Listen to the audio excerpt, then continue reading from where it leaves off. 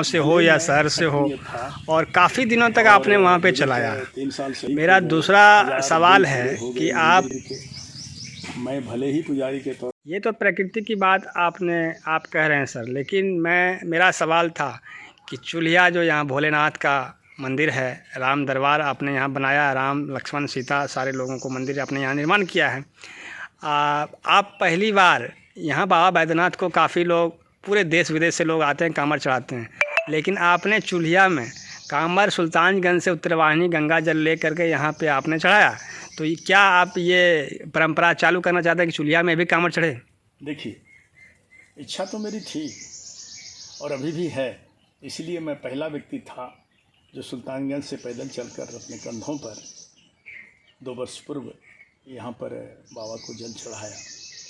लेकिन कुछ प्राकृतिक विडंबनाएँ थी, जो कांवर परंपरा अभी विगत पिछले साल से टूट गई है प्रायः। फिर चालू होगा तो लोगों के मन में ये भावना तो है कि हम जल लाके अपने चूल्हिया अपने मंदिर में चढ़ावें, और अन्यान्य जैसे बासुकीनाथ में चढ़ता है, सोमेश्वरनाथ में चढ़ता है, अन्यान्य पूरे देश के मंदिरों में चढ़ता है कांवर व्यवस्था, तो यहाँ भी कांवर लागू हो, ये मेरी भावना थी और अभी भी है कि लोग कांवर का जल यहाँ चढ़ावें, जिसको मैंने शुरुआत किया। ये परंपरा हमारे पूर्वजों ने दिया है, हमारे ग्रंथों में है, कांवर कोई नई बात नहीं है। मेरा सवाल एक और है सर आपसे कि अभी वैश्विक महामारी कोरोना जो चल रही है और काफ़ी मंदिर सारे बंद हैं, इस वजह से भी कांवर की परंपरा अभी फ़िलहाल 2 सालों से, मुझे लगता है इस बार सावन में भी शायद कांवर नहीं आएंगे। कोरोना जिस हिसाब से रफ्तार पकड़ रही है, काफ़ी त्राही भारतवर्ष में हो रही है। विदेशों में तो कुछ कमी है, लेकिन भारत में काफ़ी ज़्यादा तबाही मचाई हुई है। और आप यहाँ पे प्राकृतिक से जुड़े हुए हैं, काफ़ी फलदार वृक्ष हों या सजावट की बात हो या प्राकृतिक को सींचने का आपने यहाँ पे काम किया, जो मुझे लगता है यहाँ पे लगभग 500 से प्लस आपका पेड़ शायद लगे हुए हैं, कई तरह का पेड़ लगाए हुए हैं। प्रकृति स्वस्थ वातावरण में आप जीते हैं, ऑक्सीजन की कमी नहीं होती। आज के डेट में मैं देख रहा हूँ कि ऑक्सीजन से लोगों को डेथ हो रही है, ऑक्सीजन की कमी हो रही है। और ये वैश्विक महामारी कोरोना, आध्यात्मिक दृष्टिकोण में क्या लगता है सर कि कैसे इसका रोकथाम किया जाए?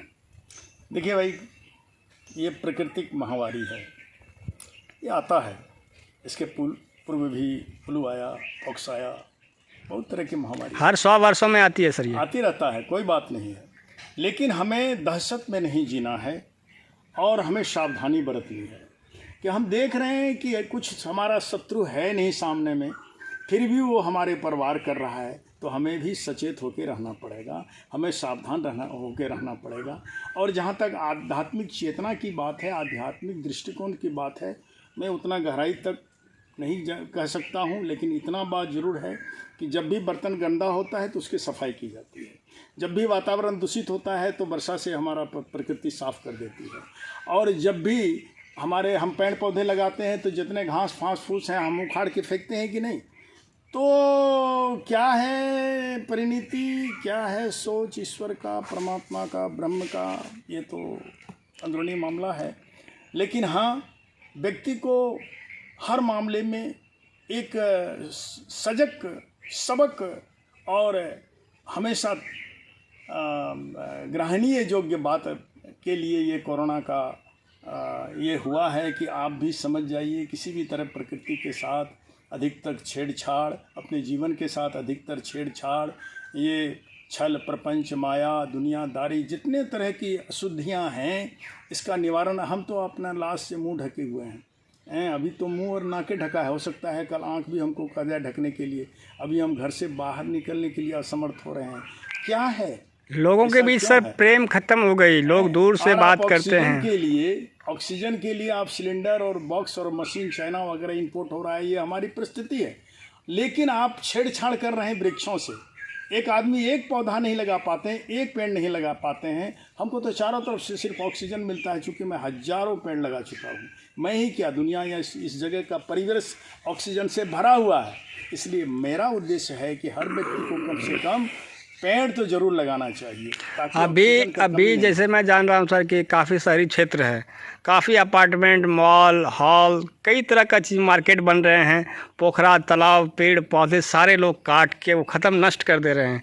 प्रकृति किस तरह संतुलन में आए, लोगों को क्या मैसेज देना चाहेंगे, या अभी जो ऑक्सीजन की कमी आ रही है, लोग अपने आप को अध्यात्म के मार्ग में ले जा करके कैसे अपने आप को संतुष्ट रखें और स्वस्थ होने का, कोई ऑक्सीजन का ज़रूरत मुझे नहीं लगता अगर वो उस तरह अपना जीविका या दिनचर्या बनाएंगे और कुछ अपने माध्यम से वो अगर एक्सरसाइज का भी माध्यम कई है, सांस को छोड़ने का या और भी कई तरह के माध्यम है, मुझे उतनी जानकारी नहीं है सर, लेकिन आपके अध्यात्म के माध्यम से क्या लोगों को कहना चाहेंगे?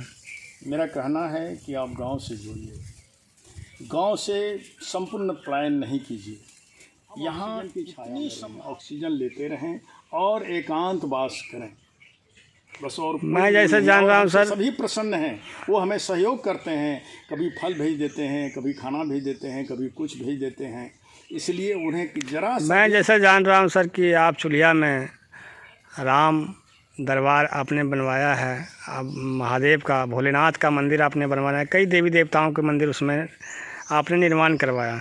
उस समय में सर जब चुलिया गांव विकसित नहीं था, आज भी विकसित मुझे लगता है कि उतना ज़्यादा नहीं है, सारे लोग यहाँ का बाहर रहते हैं, कोई बम्बई में रहते हैं, कोई दिल्ली में रहते हैं, कोई पटना में रहते हैं।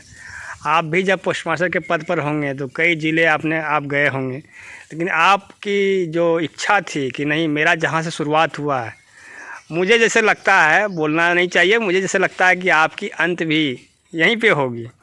तो आप ये चुलिया जो गांव है, ये मंदिर के बनाने में, मंदिर चुलिया गांव की एक नई पहचान देने में, अब मैं जैसे जान रहा हूं कि आप मंदिर निर्माण करने के बाद आप सुल्तानगंज से पहला कांवर भी आपने यहाँ पे चढ़ाया है, तो चुलिया गांव की एक नई पहचान देने में जब मंदिर का निर्माण हुआ तो कितना सहयोग मिला गांव वाले से, या आपके मित्रों से, या आपके सहयोगियों से?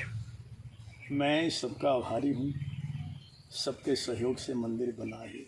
भले मैं सक्रिय था और विगत 3 साल से अधिक हो गए, 1000 दिन पूरे हो गए मंदिर के, मैं भले ही पुजारी के तौर पर काम करता हूँ, लेकिन ये सारे समाज का सहयोग है।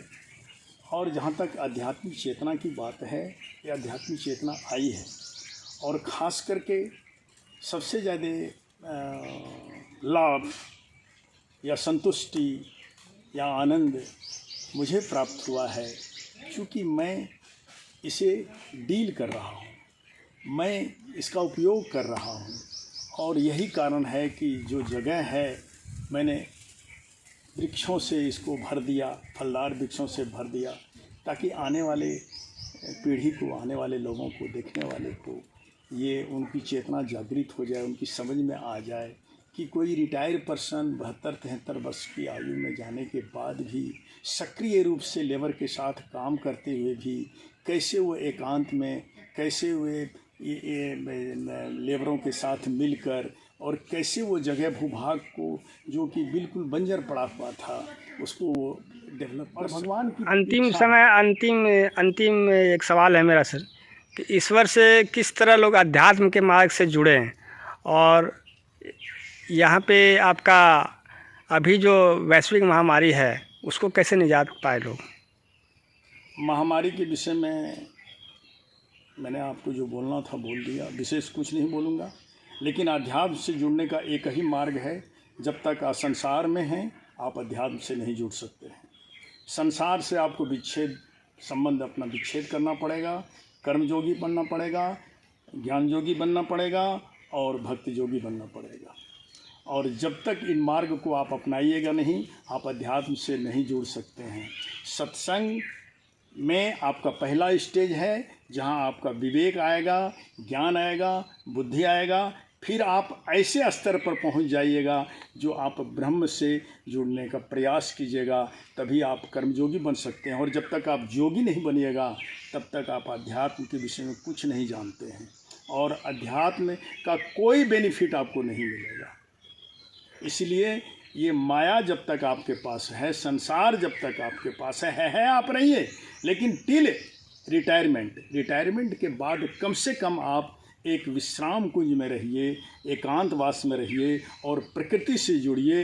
प्रकृति का जो कर्ज है आपके ऊपर, कम से कम पेड़ पौधे लगा के असूल हैं। आपने पपीता खाया, बेल खाया, आम खाया, क्या मैं बाज़ार से ला के खिलाया?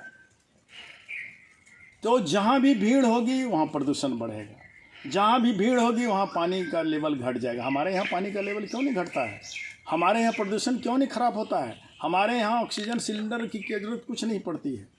और प्रकृति के रहस्य को समझने का प्रयास कीजिए कि सब चीज़ प्रकृति के अंदर है। ये बीमारी, ये फल, सब चीज़ इनके पास है। रात भी है और दिन भी है, अंधेरा भी है और उजाला भी है, और कुछ नहीं है।